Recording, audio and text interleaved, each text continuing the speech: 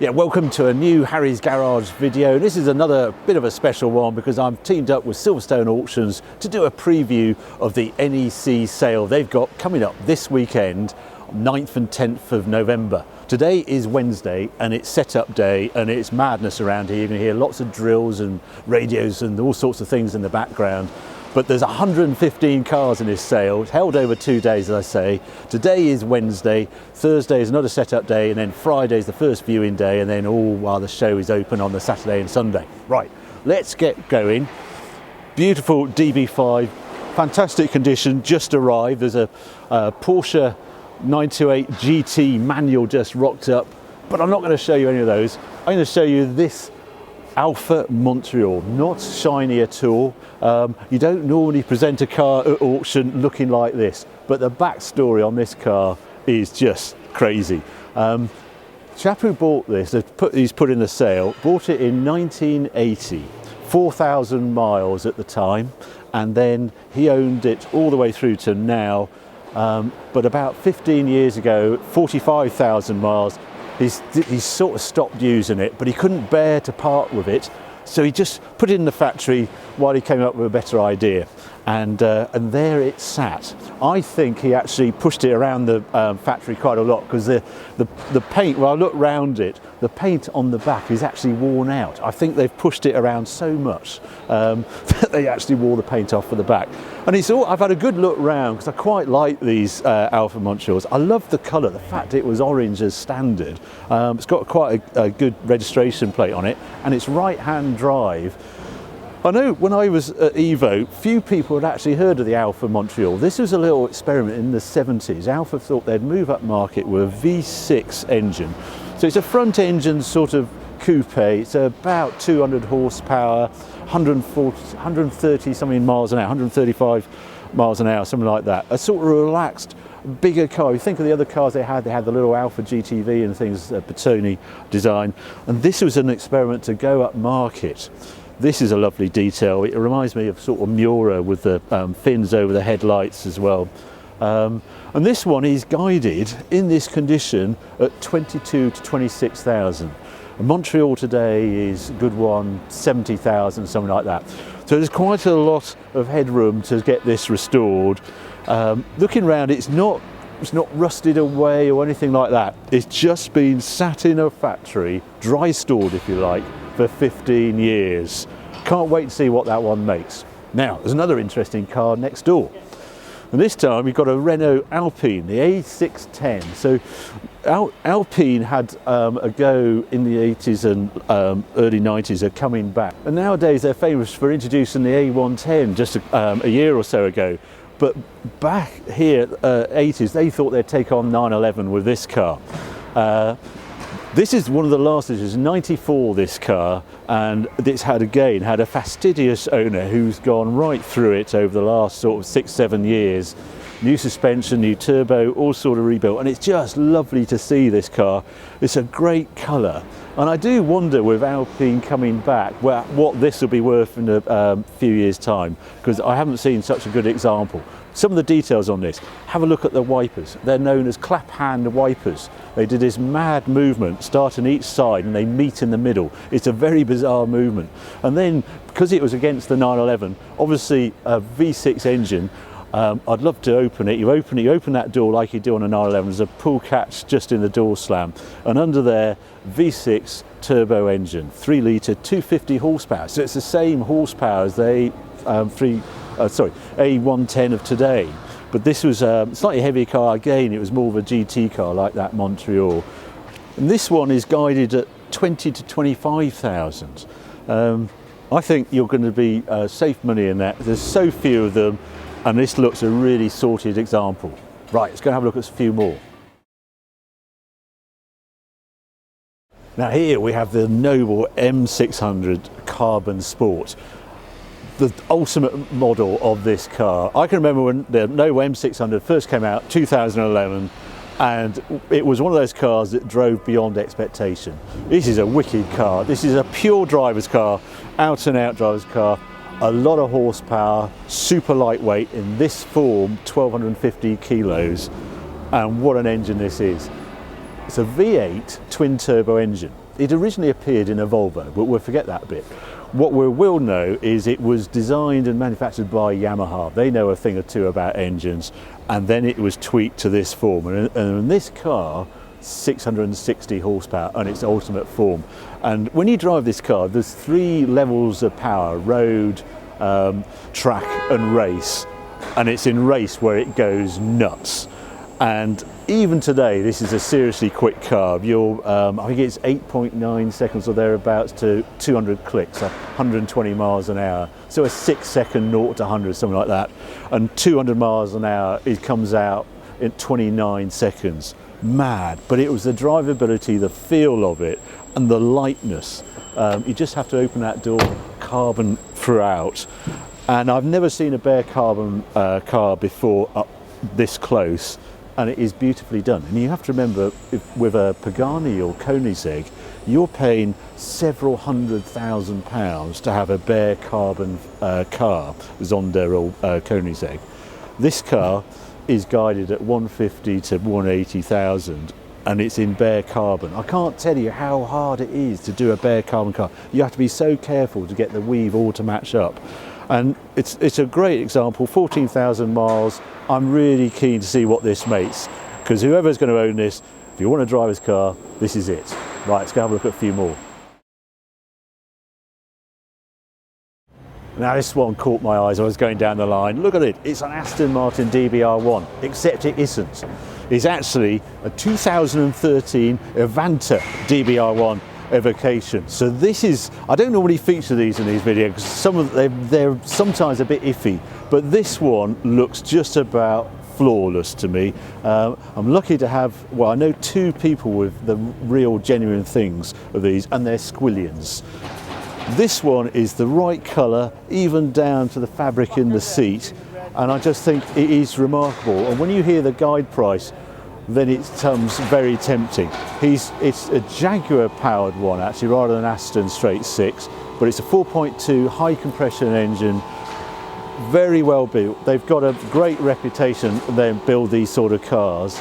And I just think for a special car, whether it's a pub run, whether you're going to chase the Mille Miglia or go to the Le Mans Classic or something like that, as a very special thing in the garage, look at it. You can't go much better than this.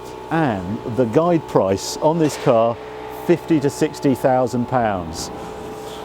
Just the right place here. I'm fascinated to see what this is going to make. But the previous owner has really enjoyed his time with it, and I'm sure the next owner is going to enjoy it just as much.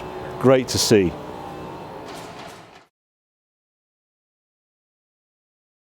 Now I love original cars, and they don't come more original than this 1984 Aston Martin V8, owned by a chairman of the bank and lived in London all its life. 10,000 miles from new. This is unrestored, as you see it, just beautifully kept Aston Martin. Oscar India was the sort of nickname for them. There was the Vantage on top, the performance model, and this one was the gentleman's GT car, if you like. Automatic gearbox, but it suits this car because the manual gearbox is a bit heavy actually, but it's so elegant, and just in these beautiful colours, this blue and the sort of magnolia hide.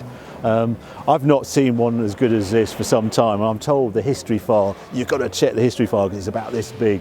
Every invoice, everything about this car.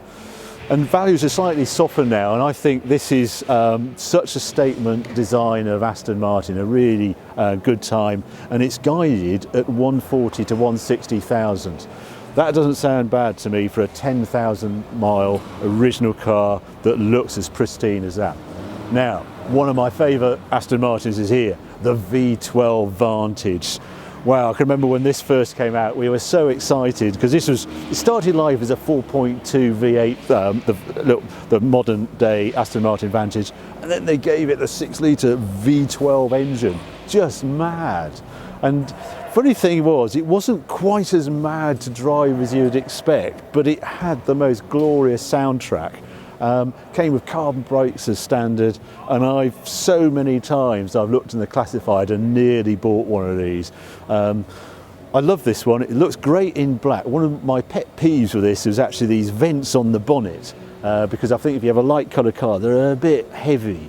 But in this black car, they sort of blend in. So I really like it in this finish. Black interior, manual, had the aluminium gear knob on this one as well. Carbon brakes, looks great. You will enjoy it. I know no one who's bought one of these and hasn't enjoyed it. And it's sensibly guided here as well. I think this one is guided at 50 to 60,000 pounds. Look at it. Oh, that one's very, very tempting. Right, let's have a look at some of the classics over here. Now you can't get more classic British roadster than these two. A brace of Austin Healey Sprite Mark 1s. Frog Eye Sprite, as everybody knows it as. And I just always loved the simplicity of these. And I'm not the only one who's a great fan of these, because Gordon Murray has one as well.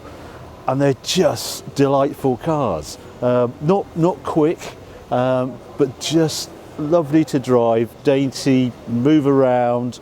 You'll learn how to slide a car because they don't have a lot of mechanical grip. But look at them, they're just so cute. And these are beautifully restored, these two cars. These are sort of original colours. This is the colours used to get. This was the heyday of the British Roadster. This was just to go out on a Sunday and enjoy yourself. Funny things with these cars, they don't have a boot. If you look around the rear, there's nothing, it's just one shell. To get access to the boot area underneath, you actually have to move the seats forward or something like that. And then it's a one-piece nose as well. So I'm going to open on this one. This one's all open. If I just get hold of it here, and up it goes, and there you are. You have the 943, same engine as in a Mini Cooper in this car as well. So easy to work on. They used to make glass fibre fronts for these as well, because these are quite heavy, but the car is all under a ton anyway. But I've never seen such two perfect cars in an auction like this. They're both guided at 22 to 26,000 pounds, and they're absolutely mint and ace, and I love them to bits. Let's go and have a look at something else.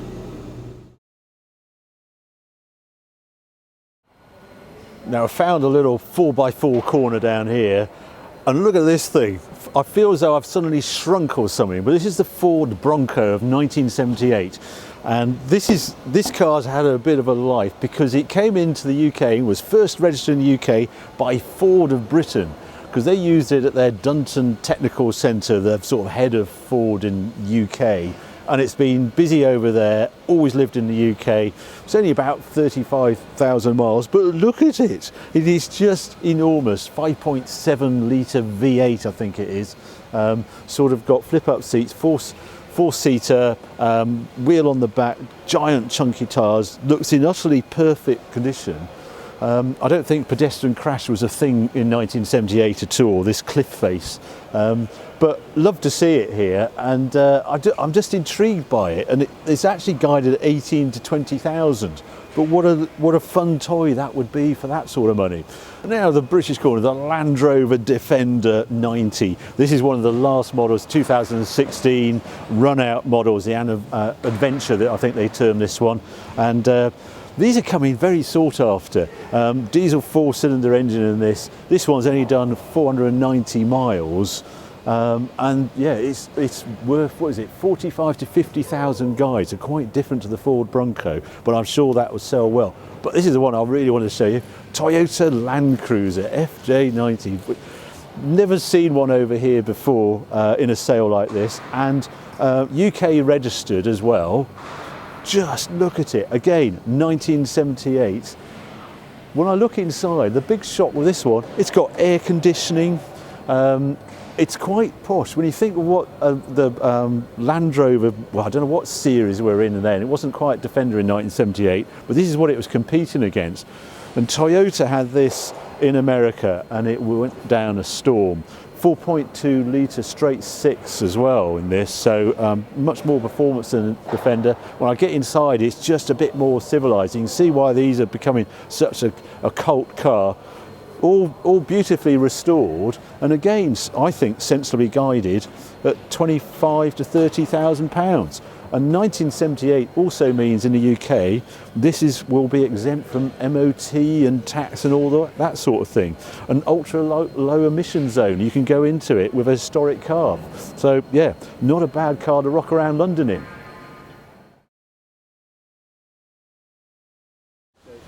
Okay, we seem to be in a fast forward corner here. We've got a Lotus Cortina over there, Mark 1. Over there is an Escort Turbo, and behind it the RS 1600. The car I want to show you is this one, the RS Focus from 2003, this example. Now, going back to my Evo days, 2002, Ford announced they were going to produce a Focus RS, and we were properly excited by this because it was all in Prezza and Evo at the time. Conor McRae had gone over to Ford, and he was doing some great things in a Ford RS rally car, and then they came out with this, and I just think it looked right then and it still looks right now, and this is an unmolested example. They had a trick diff in the front. They were just over 220 horsepower, 215 horsepower, something like that, but it was wonderful handling and just looked sharp.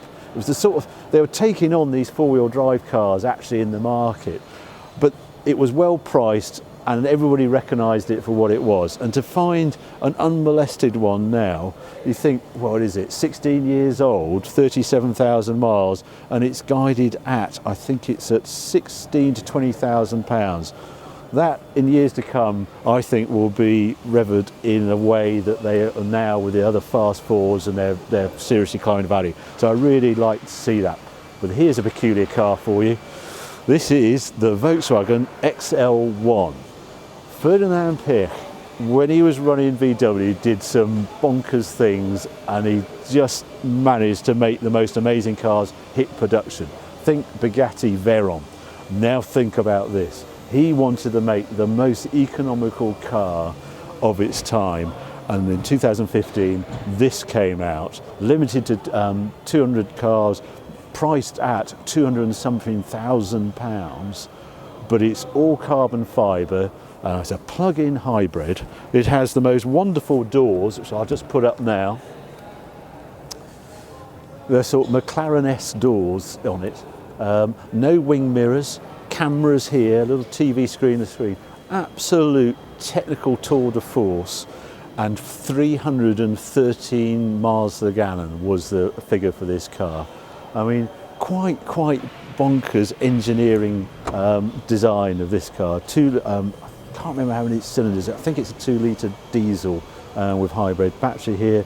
Plug-in now, which is very familiar to anyone with an electric plug-in car now. But 2015, this was a tour de force. You can see the carbon fibre. It's a big weave carbon fibre. The whole car is made of carbon fibre.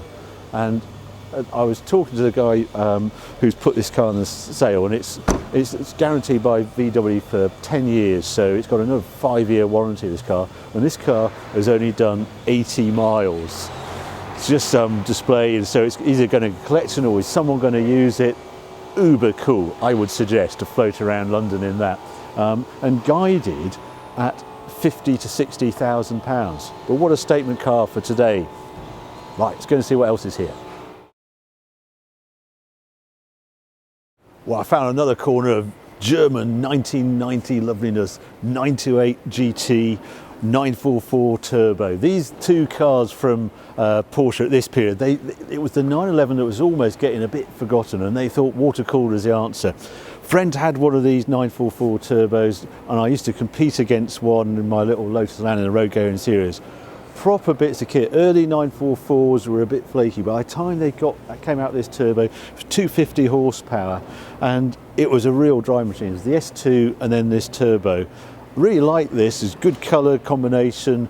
Guided at 22,000 pounds. But if you want something a bit beefier than 250 horsepower, well, then you go for the 928 GT, 170 mile an hour, ultimate Porsche at the time. They're a technical tour force again. We've done it before. A V8 engine, move right forward into the bulkhead, make a great noise, and really to drive. They're quite a heavy car to drive, and that manual gearbox with the transaxle, and just a timeless design. Porsche were right on top of the game, I think, in this period, and they're deservedly getting a bit of a cult following this car. And this is 25 to 30,000 pounds, so not that much more than a 944. And looks great, good history on this one as well. But there's something pretty special. This is a 1991 BMW 325i. And this one, haven't seen one in this sort of condition for ages. It actually was delivered with Alpine wheels, which are sitting over there, and these with the original BMW wheels just gone on it because the original owner fancied them on the Alpine wheels. But what an example this is. This is only 6,700 miles from new, and it is absolutely pinned. Time warp, original, whatever you want to call it. It's just what I love, going to these sales and just tripping over something like this and remind myself, I can't tell you how desirable this car was back in the day. It was when I had a sort of company car, I had a Cortina, and you'd see a 325i. It started out as a 323i, and then it went to 325i, straight six engine, sounded glorious, and this was the car to have. So anyway, that one is a bit more expensive. I think it's guided at 30 to 35,000, but for a 325i Sport, they're super rare things. They're always modded to death, utterly original, 6,700 miles. So there you go. There's lots of cars. They're still arriving now, but I hope you enjoyed this little roundup around this sale. What you want to do, you can watch it online. You go onto the Silverstone website. All the cars are listed there. If you're going to bid, you can bid online, or you come along to the sale. You need a catalogue to come in at the NEC. So remember, today is Wednesday setup day. Thursday is another setup day, but Friday, when the show opens, it's all viewing, and then viewing again on Saturday and Sunday. Sales in the afternoon. I hope to see you there. I'll be coming down Sunday as well. Great cars, huge selection of cars here. Hope you enjoyed the video. If you have, keep watching, keep subscribing. More coming along very soon.